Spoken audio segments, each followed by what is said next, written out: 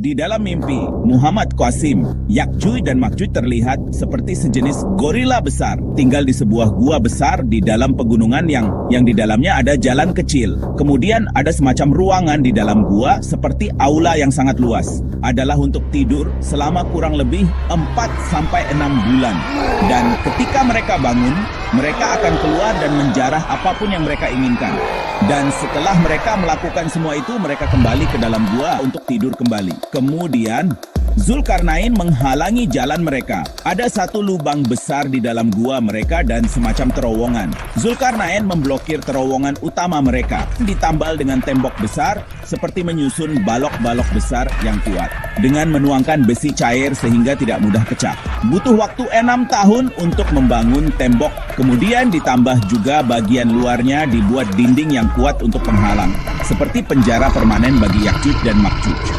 Dalam mimpi, Muhammad Qasim 15 atau 20 tahun yang lalu, mereka hampir berhasil mendobrak terowongan utama. Tetapi karena dinding luar yang begitu kuat, mereka belum bisa menembusnya. Di dalam gua itu, Ya'juj dan Ma'juj mencoba membuat jalan atau terowongan lain. Tetapi batu-batu di gunung itu sangat tinggi dan sangat keras, sehingga mereka gagal membuatnya. Dan pegunungan itu juga memiliki lubang, sehingga sinar matahari dan udara bisa masuk ke dalam. Tetapi posisi lubang itu sangat tinggi, jadi sangat sulit bagi mereka sampai ke lubang itu. Sementara mereka di dalam gua menggambar sosok manusia dan memberitahukan kepada generasi mereka berikutnya bahwa seperti inilah wujud manusia yang menjadi sebab mereka dipenjara di gua ini. Ketika mereka menemukan kesempatan untuk melarikan diri dari gua ini, mereka harus membalaskan dendam kepada manusia.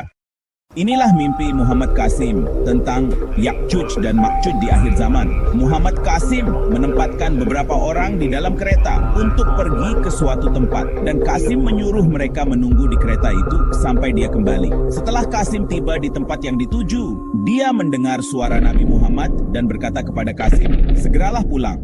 Ya'juj dan Ma'juj sudah keluar." Ketika Qasim mendengar suara itu, dia langsung menuju ke tempat di mana dia menempatkan orang-orang di dalam kereta itu. Dan Qasim memberitahukan ke semua orang di kereta bahwa pintu Ya'juj dan Ma'juj telah terbuka. Jadi kalian duduklah dengan hati-hati di dalam kereta, karena bisa saja Ya'juj dan Ma'juj menyerang kereta kita di jalan. Tujuan sebenarnya, Qasim dan orang-orang yang bersamanya itu adalah menuju ke tempat Nabi Isa alaihi salam turun. Kemudian, kereta berangkat menjelang malam hari.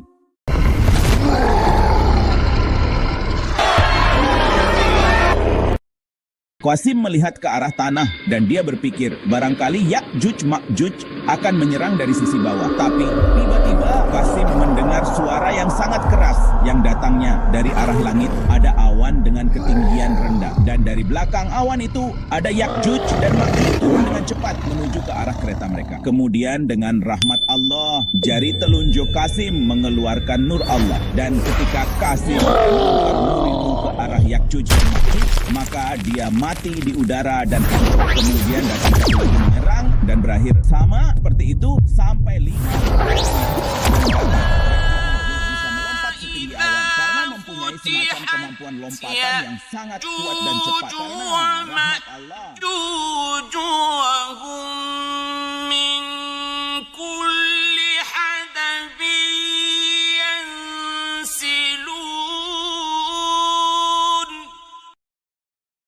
Qasim melihat dalam mimpinya bahwa Ya'juj dan Ma'juj memiliki dua warna, satu putih dan satunya lagi hitam.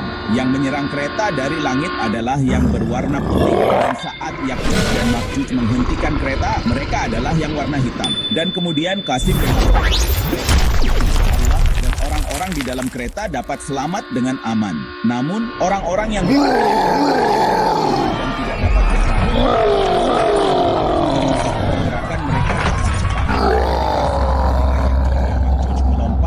di udara, maka saat itu Anda mempunyai kesempatan untuk membidik, tetapi ketika mereka di tanah, pergerakan mereka sangat cepat, berpindah tempat tanpa disadari, sudah ada di depan Anda atau di belakang Anda. Dan dalam mimpi Qasim, jumlah mereka yang sangat banyak, dan mereka akan menghancurkan seluruh dunia. Tapi beberapa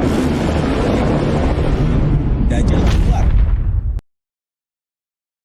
Dan dalam mimpi Qasim, beberapa minggu sebelum Yakjuj Makjuj menyerbu, Dajjal keluar dan terjadi peperangan besar melawan Dajjal dan hampir 2-2,5 miliar manusia dalam perang ini, dan mayoritas adalah muslim. Pada dasarnya, karena banyak orang berbondong-bondong bergabung dengan Dajjal secara cepat dan besar-besaran. Dan Qasim berkata di dalam mimpinya bahwa sebelum semua muslim bergabung dengan Dajjal, kita harus berperang melawan Dajjal terlebih dahulu. Lebih baik kita mati saat berperang di jalan Allah daripada bergabung dengan Dajjal. Sehingga perang besar-besaran terjadi sampai menghabiskan sebagian besar amunisi senjata manusia. Oleh karena itulah, ketika Yakjuj Makjuj lepas, manusia tidak memiliki senjata berat untuk mengalahkan